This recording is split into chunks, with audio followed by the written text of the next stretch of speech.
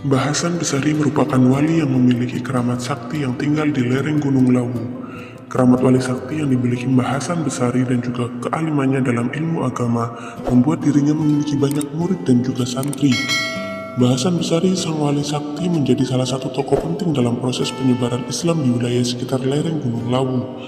Lereng Gunung Lawu berada di sekitar Keresidenan Madiun yang meliputi Pacitan, Ponorogo, dan juga Madiun. Pada mulanya wilayah tersebut merupakan kekuasaan Majapahit dan mayoritas penduduknya beragama Hindu-Buddha. Seiring semakin surutnya kekuasaan Majapahit ditambah semakin kuatnya Demak disusul kerajaan Mataram Islam, secara perlahan wilayah sekitar lereng Gunung Lawu mengalami proses islamisasi secara masif dan sistematis.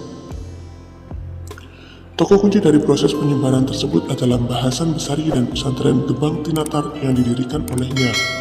Pesantren ini didirikan di Desa Tegal Sari, Kecamatan Jetis, Kabupaten Ponorogo, Jawa Timur, bahkan digadang-gadang sebagai salah satu pesantren tertua di Indonesia.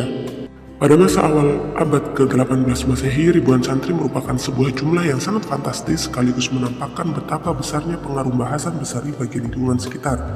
Konon, banyak tokoh besar pernah menjadi santri dari Mbah Hasan Besari, di antaranya tokoh besar pendiri organisasi Muslim pribumi paling besar pada awal abad ke-20 Masehi, Hos Cokro Aminoto.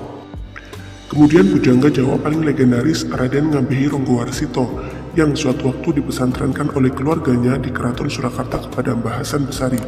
Mulanya karena kebiasaan hidup Ronggowarsito yang penuh kemewahan hingga menyebabkan dia malas untuk belajar, sampai akhirnya dia sering keluar dari pesantren untuk bermain judi.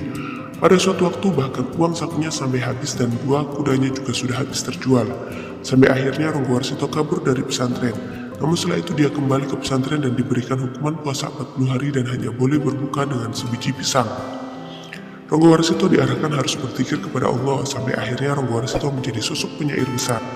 Sosok Raden Pakubuwono II, penguasa Keraton Surakarta, juga pernah menjadi murid sekaligus mertuanya. Ceritanya suatu waktu terjadi pemberontakan kepada Keraton Surakarta yang dilakukan oleh Sunan Kuning.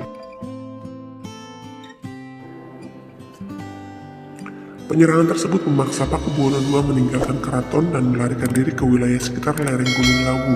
Dalam pelariannya tersebut, kemudian Pakubuwono II menemukan sosok Mbah Hasan Besari. Kemudian Pakubuwono II datang ke kediaman Mbah Hasan Besari untuk menjadi santri yang serius. Kemudian berhasil mengkonsolidasikan kekuasaannya dan merebut kembali keraton. Salah satu putri dari Pakubuwono II tersebut naksir dengan Mbah Hasan Besari, kemudian mereka menikah dan Mbah Hasan Besari menjadi menantu Pakubuwono II.